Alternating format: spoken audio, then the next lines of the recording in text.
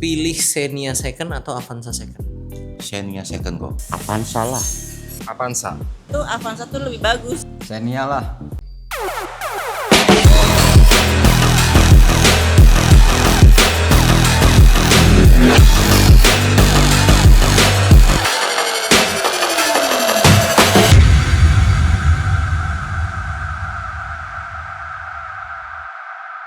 Apa kabar Formula Friends? Ketemu lagi sama gue Rainer di Formula Motor TV. Kalau ada penghargaan mobil sejuta umat yang paling dipandang sebelah mata, gua rasa pemenangnya dari dulu adalah Daihatsu Xenia.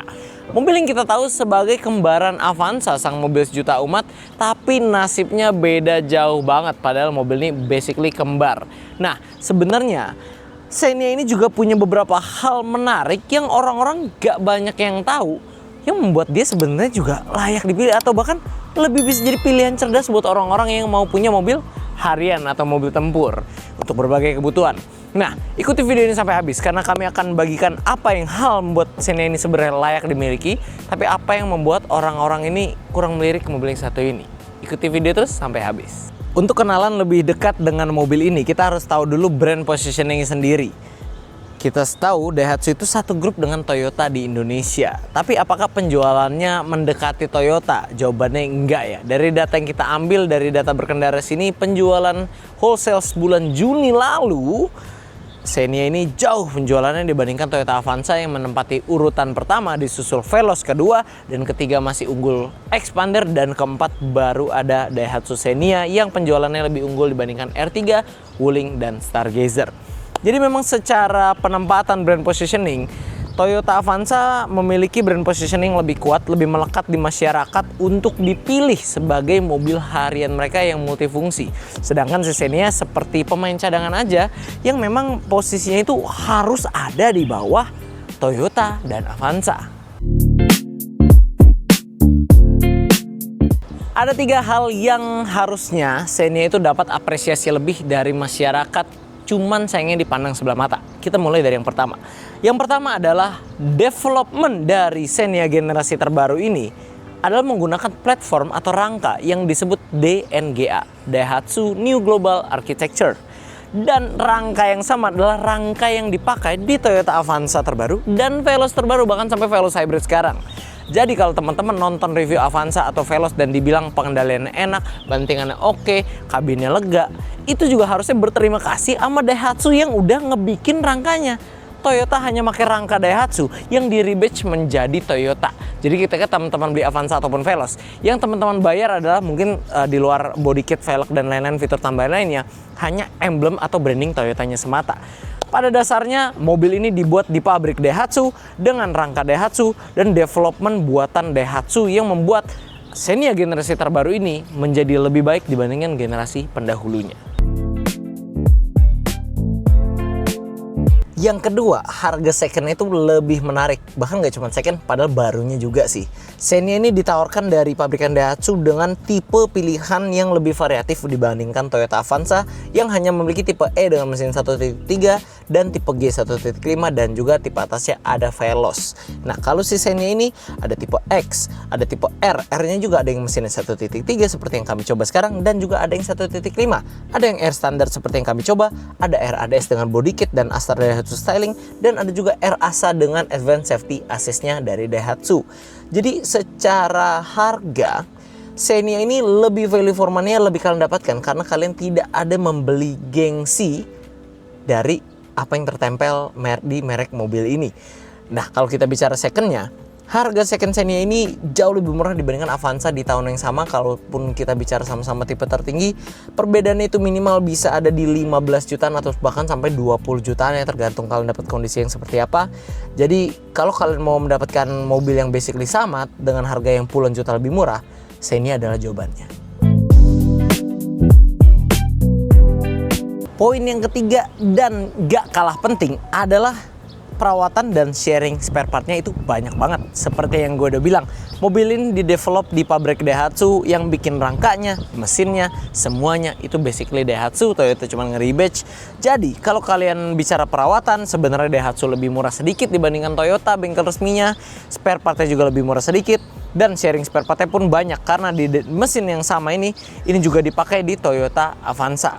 Dan Daihatsu juga nggak cuma bikin Xenia, tapi juga bikin mobil kembar banyak dengan Toyota lainnya. Seperti ada Sigra Calya, ada Terios Rush, dan juga Yaris Cross yang nggak ada di Daihatsu. Tapi itu sebenarnya mobil buatan Daihatsu dengan rangka di NGE yang sama seperti di mobil ini. Jadi kalau soal perawatan, tentunya itu adalah hal yang penting buat kalian punya mobil. Apalagi mobil seperti ini biasa multifungsi, diajak capek atau diajak tempur ya. Itu harus yang murah, harus yang gampang ngerawatnya. Dan mobil ini memenuhi semua kebutuhan itu. Tapi memang nggak semua hal dari Xenia itu baik. Artinya memang ada beberapa hal yang harus diakuin keunggulan Avanza dibandingkan si Xenia ini. Yang pertama kita bahas modelnya dulu. Modelnya itu kalau orang udah lihat Xenia itu kesannya kayak lebih standar aja gitu. Lebih basic, lebih polos aja gitu dibandingkan Avanza yang terbaru. Contoh ya, kita sama-sama ini Xenia tipe R dan Avanza tipe G. Kalau si Avanza tipe G sudah menggunakan velg dual tone, sedangkan si Xenia tipe R ini dia masih belum menggunakan dual tone, masih single tone biasa aja. Jadi tampilannya lebih sederhana. Padahal tipe G itu ada di bawahnya tipe E dan tipe R di bawahnya juga masih ada tipe X. Nah, kalau dari dalam joknya si Xenia R ini terkesan memang lebih sederhana ya, lebih simpel dibandingkan jok Avanza yang walaupun belum kulit tapi kayaknya kesannya masih lebih mewah dengan motif yang berbeda. Dan panel AC-nya pun sedikit berbeda. Dan kalau kalian telusuri lagi, head unitnya mungkin ukurannya mirip, tapi softwarenya beda tampilannya. Jadi tampilan head unit si Xenia ini menunya itu lebih sedikit, lebih sederhana, lebih minimalis dibandingkan si Avanza. Dan baik secara keseluruhan, interior, eksterior maupun sedikit fiturnya tadi, yang membuat orang merasa kalau Xenia ini memang pilihan yang lebih basic, lebih standar dibandingkan Avanza tipe standar. Nah, ada juga yang bilang kalau Xenia itu speknya nanggung, alias mesinnya siapa sih yang zaman sekarang masih pakai mesin 1300 cc di saat banyak mobil sekarang udah 1500 cc minimal kalau untuk LMPV seukuran ini ya. Nah, walaupun memang benar ya 1300 memang tenaganya tidak akan sebesar yang 1500, tapi balik lagi menurut gue sih kalau ini soal kebutuhan aja.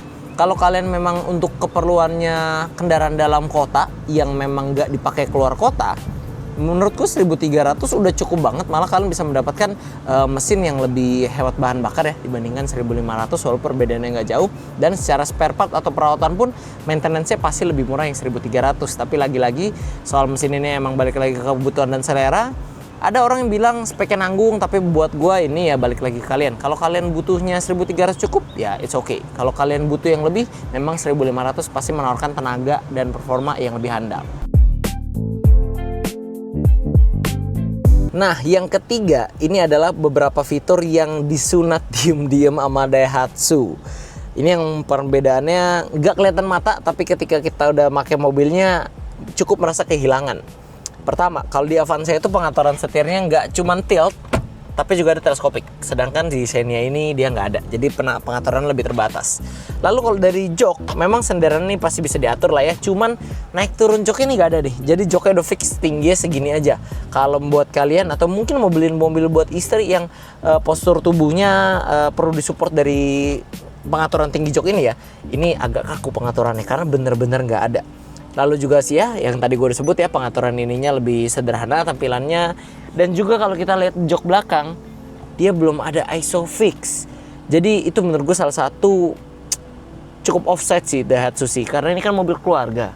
Harusnya ISOFIX tuh ya udahlah ISOFIX pakein aja gitu. Kenapa? Kalau yang lain-lain boleh dicoba. Cuman kalau ISOFIX kan fitur keselamatan untuk baby car seat yang notabene ini mobil keluarga. Jadi harusnya ada. Mobil sekecil Brio aja ada, Agya juga kayaknya ada. Tapi kenapa mobil keluarga ini malah nggak ada ISOFIX-nya? Kalau itu sih ya cukup menjadi bahan pertimbangan mungkin buat kalian yang mencari mobil yang memang bisa buat taruh baby car seat ya.